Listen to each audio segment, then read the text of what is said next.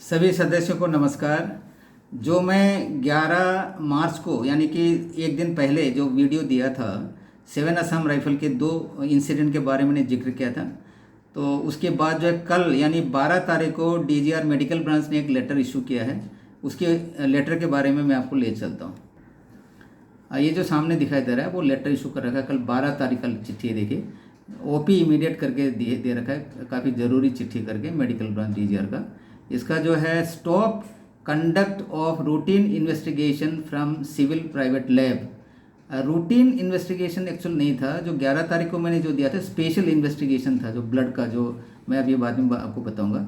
मतलब रोकने के लिए बोला है। रूटीन इन्वेस्टिगेशन जो प्राइवेट हॉस्पिटल में जो करता है। नंबर 1 में देखिए, it has come to notice that a few air battalions routine blood and urine investigation. ये देखिए routine blood and urine investigation नहीं था, वो मैंने बताया था जो स्पेशल इन्वेस्टिगेशन है। ये ब्लड लिपिड प्रोफाइल और HbA1c करके होता है, जिसका लिपिड का 350 लेता था, 400 रुपये इसका, टोटल 750 में से 320 रुपये रिइम्बर्समेंट करके मिलता, बोला 430 मिलता नहीं था।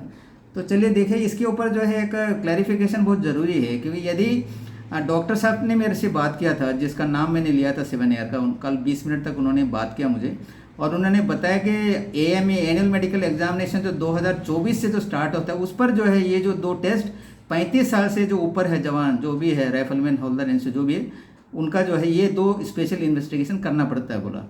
तो इसीलिए हम उन्होंने जो है CO से परमिशन लेके करता था। तो ये एक्चुअल में रूटीन नहीं है। रूटीन ब्लड और यूरिन इन्वेस्टिगेशन का मतलब होता है कि जैसा कि कंप्लीट ब्लड काउंट बोलता है ब्लड इन्वेस्टिगेशन में, जैसे WBC, RBC, TLC, DLC वगैरह हो गया, HB का परसेंटेज निकालना, ये सब आता है रूटीन में। और यूरिन का भी रूटीन एग्जामिनेशन में, जैसा कि उसका प्रोटीन तो नहीं है, पस फॉर्मेशन तो नहीं है, या तो शुगर तो नहीं है, इस प्रकार के होते हैं रूटीन।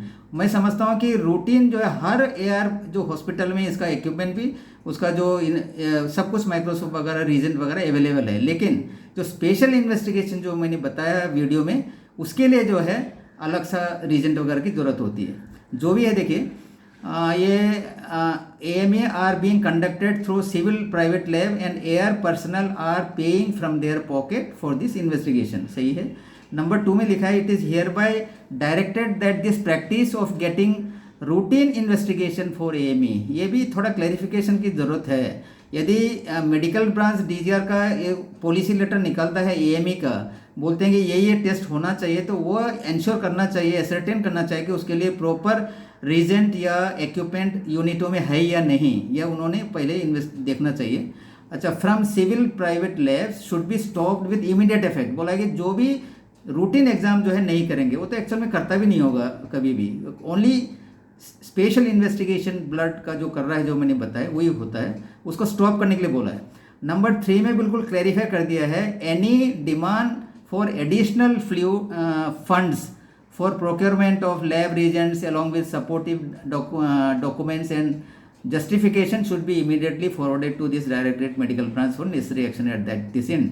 जो भी ज़रूरत है, रीजेंट है, जो भी है, एडिशनल फंड की अगर ज़रूरत है तो मेडिकल ब्रांच में भेजने के लिए बोला है, जस्टिफिकेशन के साथ। नंबर 4 में देखा है, एनी स्पेशल इन्वेस्टिगेशन, यही जो स्पेशल इन्वेस्टिगेशन के बारे में मैंने वीडियो में बताया था, for which equipment is not available at ARCH और ARMH, यानी कि असम राइफल कंपोजिट हॉस्पिटल है ARTC में, सुखोवी में है, ARMH शिलोंग में, केवल 2 हॉस्पिटल को रिफर कर रखा है स्पेशल इन्वेस्टिगेशन के लिए। May be carried out from civil setup as a special case by the concerned specialist. देखिए, केवल स्पेशलिस्ट को ऑथराइज कर रखा है। यदि कोई स्पेशल इन्वेस्टिगेशन की ज़रूरत होती है, अगर वो इक्विपमेंट उनके पास नहीं है, तो सिविल में कर सकता है specialist, and it should be ensured that reimbursement for the same is duly processed as per existing policy. ये बोला है कि पक्का जो है रीइंबर्समेंट भी उसका होगा, जब टोटल अमाउंट उनको देना चाहिए। Please accord top most priority.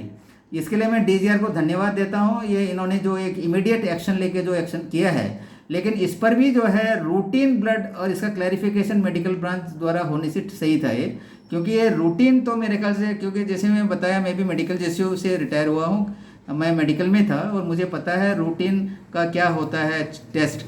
जैसे कि मैंने पहले ही बताया, ब्लड का जैसा आरबीसी डब्ल्यूबीसी हो गया, टीएलसी डीएलसी, एचपी का हेमोग्लोबिन का परसेंटेज निकालना, और यूरिन का प्रोटीन पर जो भी है शुगर वगैरह, ये सब रूटीन में आता है। ये हर यूनिट के पास है, कर सकते हैं वो लोग, सिविल में जाने की ज़रूरत नहीं है।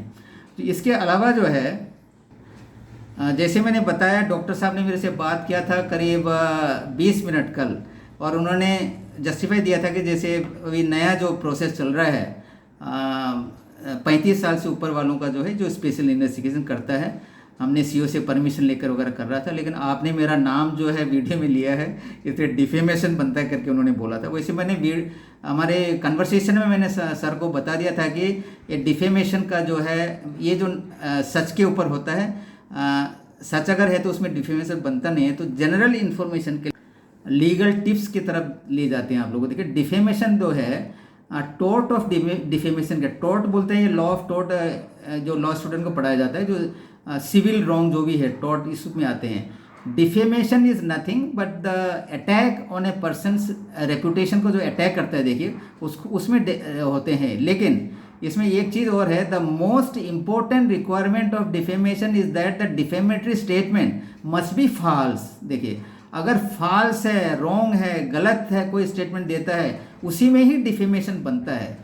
जैसे मैं ऐसा कुछ करता नहीं हूँ, आप सभी को बता दूँ, ये जो मेरे को जो भी इंफॉर्मेशन आता है मैं इसको स्टडी करता हूँ, उनका जो है प्रूफ मांगता हूँ, फिर मैं ऑथेंटिकेट करता हूँ, कोरोबोरेशन जो हमने बताया, 2-4 औरों से भी बात करता हूँ। फिर हमारे यहाँ एसोसिएशन में हमारे पैटर्न इन चीफ है general Karnik sir, commandant Yadav साहब है, उनसे मैं डिस्कस करता हूँ। और इस पार्टिकुलर वीडियो के लिए मैं कार्निक साहब से डिस्कस किया था, सर ऐसी ऐसी बात है, तो उन्होंने बोला था कि ठीक है आप वीडियो निकालिए। तो इसके ऊपर में हम निकालता हूँ, जो कि फॉल्स के ऊपर ही बनता है डिफेमेशन, जो कि मेरा स्टेटमेंट जो किसी को जो है डिफेम करना नहीं था, malicious and deliberate attempt by somebody to harm a person's reputation, उसको बोलता है ये डिफेमेशन जो बोलते हैं, जो भी कोर्ट में जाता है। क्रिमिनल डिफेमेशन भी फाइल कर सकते हैं, IPC 499 है, उसका 2 साल का जेल होता है, या फाइन होता है, या दोनों में ही हो जाता है। तो इसका मैं और बताऊँ आपको, वो सही जो स्टेटमेंट में ये होता नहीं है। और इसमें 2 प्रकार के होते हैं। देखिए on the other hand slender बोलते हैं, फॉल्स स्टेटमेंट डिफेमेटरी में भी एदर लीबल बोलते हैं या तो स्लेंडर। लीबल थोड़ा सीरियस है, तो जो हम स्टेटमेंट देते हैं रिटर्न या जो वीडियो जैसे मैंने निकाला उसको बोलते हैं स्लेंडर है। आप आपस में बात करके जैसा कि थोड़ा समय के लिए जो भी है, वो दोनों जो है हमारे लीबल आता है IPC में, क्रिमिनल में आ जाता है IPC 499 में। और इसका मैं ये बताऊँ आपको, जो डिफेमेशन का जो रेमेडी भी इसमें लिखा हुआ है, बताता हूँ। जो ट्रूथ है, देखिए ट्रूथ बोलते हैं कि truth is the most important defence और जस्टिफिकेशन फॉर डिफेमेशन। जो सच्चाई है, जैसे कि मेरा जो वीडियो है, जो भी मैं निकालता हूँ उसमें सच्चाई होता है, और सच्चाई है जो भी आप लोग बोलते हैं डिफेमेशन, उसका जो है डिफेंस, यानी कि this is because only false statement against a person constitute defamation, क्योंकि फॉल्स एंड ट्रूथ का है। ये देखिए, ये जो डिफेमेशन जो मैंने बताया, वो केवल फॉल्स में ही डिफेमेशन बनता है। एक ये उसको डिफेम करेंगे, वो जो है मेरे को, मेरा रेपुटेशन को जो है ऐसा, ये तो नहीं है। उसको जो भी फैक्ट है, देखिए बात किया है, और उसमें और भी मैं आप लोग को एक छोटा सा बताना यस, ये है। देखिए हम तो एक एसोसिएशन है, एसोसिएशन में आपको बताना चाहता हूँ। देखिए ये हमने बायलॉ में अमेंड किया है, सर्विंग पर्सन का जो मैटर है उसको भी हम अप्रोप्रिएट अथॉरिटी या कोर्ट ऑफ लॉ में ले जा सकते हैं करके हमने अमेंड किया था, क्लॉज 4(2). इसमें बताता हूँ, देखिए ई में है, to communicate in writing legitimate common grievances of serving personnel of Assam rifles, for example to end dual control mechanism in the force, grant of pay, allowances and pension on par with the Indian Army, etc. to appropriate government authority of the court of law for necessary action. This is so because serving personnel of Assam Rifles cannot form association to raise their common grievances to appropriate government authority of the court of law. यानी कि जो भी serving person का जो issue है उसको भी हम प्रोजेक्ट करते हैं। कानून बनाने के बाद ही मैंने करीब 35,000 सर्विंग पर्सन से भी ज़्यादा का सिग्नेचर लिया था, जो हमारे केस है कोर्ट में, ड्यूअल कंट्रोल का, दिल्ली हाई कोर्ट में। तो ये जो छोटा मोटा जो मैटर है, जो जो गलत हो रहा है, लोग जो है गलत तरीके से पैसा कमा रहे हैं, जैसे मैंने बताया सुबेदार मेजर का। तो यह सब जो है यूनिट लेवल में लोगों को डरने की ज़रूरत नहीं है। देखिए, डरने की ज़रूरत नहीं, वो अपना प्रॉपर रिपोर्ट कर सकता है, दरबार होता है, सीओ से आप बात कर सकते हैं। यदि कहीं होता नहीं है आप लोग का जैसे कि रिड्रेसल, तो मुझे बताइए, तो मैं अप्रोप्रिएटली एक्शन लूँगा, क्योंकि आसाम राइफल का वेलफेयर देखना ही है आरेवा का मेन काम।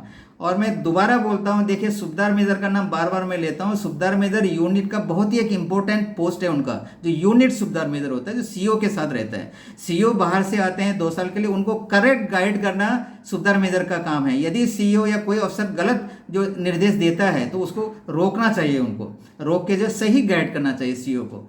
और सीओ साहब से भी मेरा रिक्वेस्ट है कि आप कमांडेंट है, आप यूनिट के सबसे टॉप में बैठते हैं, तो आप भी अपना इन्वेस्टिगेशन करके कहाँ पर गलत हो रहा है उसको सही करना भी आपका जिम्मेवारी बनता है। आज के लिए इतना ही। Thank you very much. Good bye.